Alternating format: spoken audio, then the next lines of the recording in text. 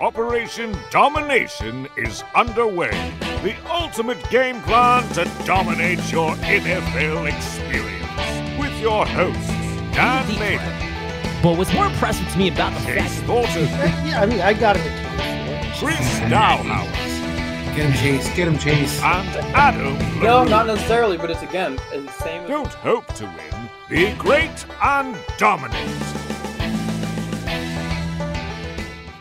Let's go to our running backs, and we got Jonathan Taylor. We all have Jonathan Taylor here sitting up at the top 5.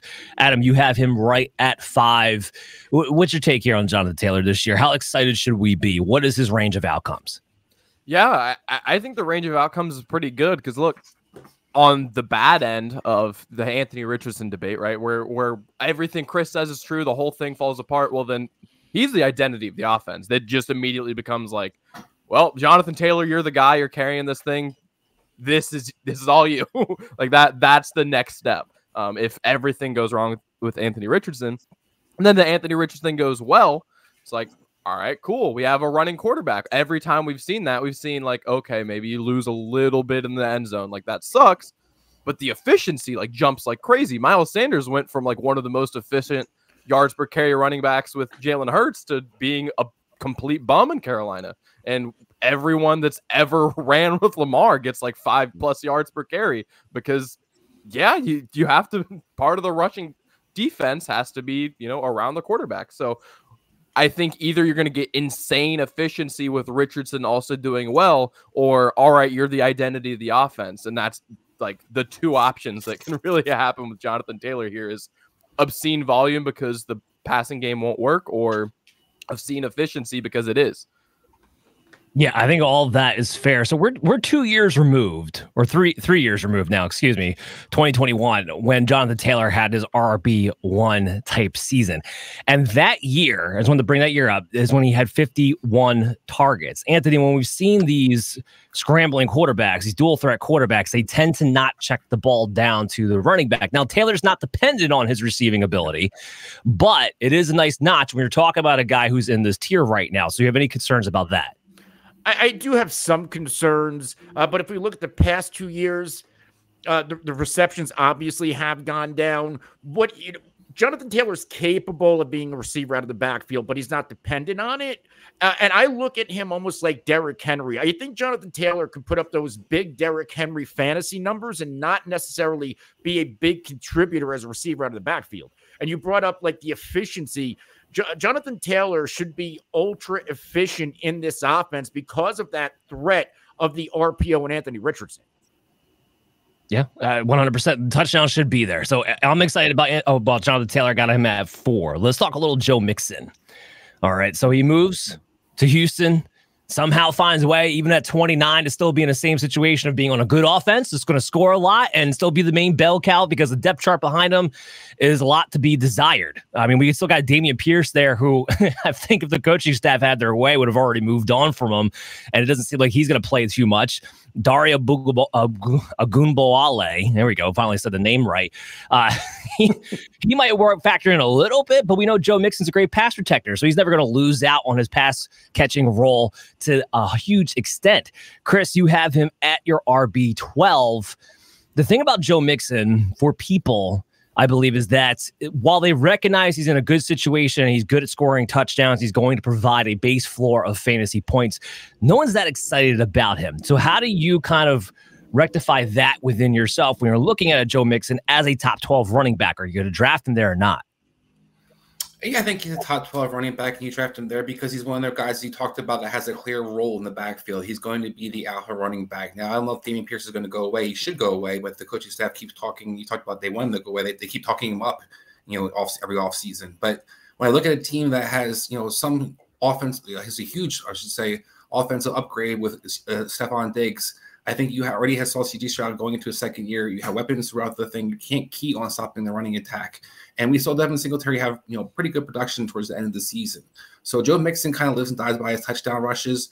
I think Texans overall, that offensive line was decimated by injury to start off the season. It shouldn't be on like his fifth string guy by week 3. So if that's the case, I think you're going to have a more efficient Joe Mixon than you started off the season for Houston's running game. You're going to have a team that's being able to move the ball down the field, and we see usually these running backs, a la in the 49ers, a la the Dolphins, usually produce these kind of systems. So I think Joe Mixon's in a good situation.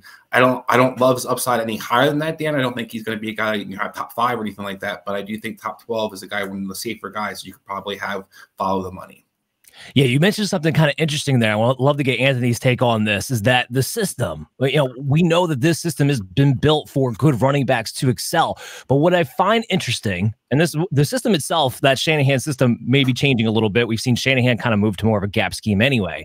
But what I find interesting is that Joe Mixon, his efficiency as a zone scheme runner is not that good. He's much better as a gap scheme guy. He's much better out of shotgun than he is under center, believe it or not, even though he's not really a fast guy. It surprised me when I looked at the numbers. Anthony, does that concern you at all that maybe this system isn't necessarily a great fit for Joe Mixon? I'm still going to be in on Joe Mixon's system side because we know what we're going to get out of Joe Mixon. He's a 3-down back. He's one of the rare 3-down backs left in the NFL. Reliable receiver out of the backfield. Things that you guys already hit on. He can pass protect. Wasn't always the most efficient back. I think going back to 2018 was his most efficient year, 4.9 yards per carry. Every other year since, under 4.1. But he can handle volume. He's good on the goal line. He's not the sexiest draft pick in the world in fantasy. He doesn't have a high ceiling despite his RB6 finish last year, but I'm fine. I have him on the fringe as my RB13. I can see myself moving him up a spot, moving him down a spot, but I think he's a fine draft pick. He's going to be fine in that offense, and system or not. Again, this is an offense that had Devin Singletary, Dameon Pierce last year. Mixon will be an upgrade over those guys regardless of system. Yeah. Dan, okay, Chris. Can I jump in about the system real quick too? Look at what the offensive line was in place in Cincinnati. I think it kind of you recognize that line wasn't built to be a zone blocking line. So I think it's also part of the equation. That's fair. Yep. And we'll see if, the Callahan, who's renowned for being an offensive line developer, they catch on to that in Tennessee. I don't know. Just saying. But anyway, let's get into Travis Etienne. Travis Etienne's interesting to me, right? Because I'm never wowed by him when I watch him play. He just does everything well. Like, that's just like what it sets up to do. And he gets his hands on every aspect inside the 5, on passing downs. He is a bell cow back. We could talk about Tank Bigsby all day long, guys. Tank Bigsby, I'm not a fan of Tank Bigsby. Okay. They tried to make him a thing last year. It didn't work. I don't think he's suddenly going to be a thing this year. Chase, you look at Travis Etienne. He's in your top 9. What's your value? What you think his range of outcomes are this year? I think you can argue for him right now without even having touched a football so far this year. I think you can argue for him at least as high as 6. I mean, I've got him ranked behind right now Kyron Williams, Derrick Henry, Jahmyr Gibbs, but I think there's an argument that he could very well outperform all of those guys. I mean, listen, you kind of brought it up. I've never been a Travis Etienne fan necessarily, but I am a fan of volume in fantasy, and this dude is going to get the volume. There is literally no competition in that backfield. Tank Bigsby is clogging up the Jaguars roster just about as much as he's clogging up your dynasty rosters.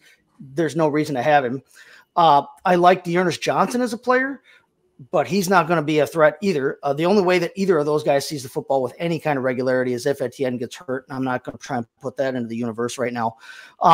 Listen, this team was 6th in the league in pass attempts, and he still finished in the top 10 in targets, in receptions among running backs, but he also finished in the top 5 in rush attempts. I mean, he is going to get volume. There's not another back necessarily in football right now who maybe is going to get as big a percentage of his team's carries than Travis Etienne. So I like him for 70 plus targets again, 250 plus carries again. There's no reason that he shouldn't be a solid top 10 running back on everybody's board right now. Here's 2 things that that do concern me a little bit about Etienne taking him where his value is, of course, as a top 10 running back. And Anthony, you could tell me, what do you think about this? Right now, last 2 years, he's kind of fell off towards the end of the year, especially in playoff time. Like last season, he was the RB15 in points per game basis from weeks 13 through 18. I mean, he did only have a 3.86 yards per carry. Some of that is on the offensive line, of course. He was fine in evading tackles. He was fourth in evading tackles, and it was 44th ranked in run block rate. So just kind of give you an idea here as far as what kind of offensive line he was dealing with. Are you concerned at all, though, about the second half season drop off that we've seen the last couple of seasons? I mean, if we go back into his injury history in 2022, had a foot sprain in week 12, and it didn't, appear at a lot of injury reports or missed games, but injuries like that, they're running backs. That's going to linger. And last year in week 12, bruised rib. So there is some reasoning behind a possible decline. Also, last year, especially Jags offense, it just didn't look right. It never seemed to click. Now, there's a report going out there from Doug Peterson during OTAs that they're going to manage Etienne's work. I feel like we hear this every offseason. Yeah. And the only way that happens is if Tanks Bigsby or Dearness Johnson somehow play efficient football and do, have some meaningful reps. Like, I don't trust these guys behind them. So, I would be pretty comfortable continuing to draft Travis Etienne as if he's going to be the guy. Because the only way he's not going to be the guy is if Tank Bigsby all of a sudden does a 180. Right. Yeah, totally agree.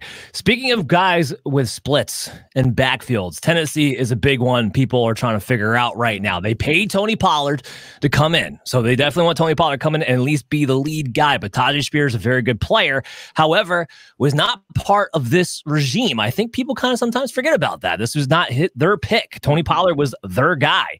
Adam, what would be your estimation and why on what the split between a Tony Pollard and a Tajay Spears will be? I think at least to start the season, we're looking at like in the 60 to 65 to 30 to 35 ballpark. I do think as the season progresses, Spears can probably climb into that a little bit because, look, I wasn't super impressed with Pollard last year, and I know he had the injury coming into the season. I know that type of back probably just shouldn't be getting the volume that he was getting, and with there being a split, in Tennessee, that it probably should be a little bit better for Pollard, but he did still get a year older, so how much does that, balance out? Again, I think Pollard probably is a little bit more efficient this season than last, but look, Callahan's got a lot of work to do with this offensive line outside of the center. There's not a ton of proven talent. There's, some prospects we really like. Both of them on the left side are, guys who I liked coming out of college. So I'm not saying that, it's not that they don't have talent. It's that outside of the center position, said talent hasn't necessarily proven itself yet. So I think this run game could be good. I think there could be something, but I also think that there's a decent shot Pollard's not as efficient as Spears ends up being, and Spears starts cutting into it towards the end. Big time. Yeah. Go ahead, Chase. What do you think? No, I was just going to say, listen, if you're doing zero RB or hero RB, Tajay Spears should be the top of your list for guys to be targeting late. You can get him in the 9th round here. And I think that as the season progresses, he definitely takes over. I think it starts out Pollard is their run back. They try and, use him. I mean, it's a different regime here, but last year, obviously they wanted Spears to be the passing running back, the pass down running back, and they wanted Henry to be their running back. Pollard, I think, starts out with a little bit more of that role. I think Spears has a little bit more of the passing role, but I think as the year progresses, I think Spears' explosiveness, I think that his efficiency, like Adam alluded to, I think it takes over. So as the season progresses, I think he takes more and more and more of this. I'll bet on the younger running back. It's running back after all, and youth rules. But yeah, if you're going with a zero or hero RB approach, I would have Tajay Spears at the top of my list for guys that I would be targeting later in the draft. Man, you guys just hate Tony Pollard. I mean, the guy's getting drafted at running back 30, which I think is already a steal. I got him at 24.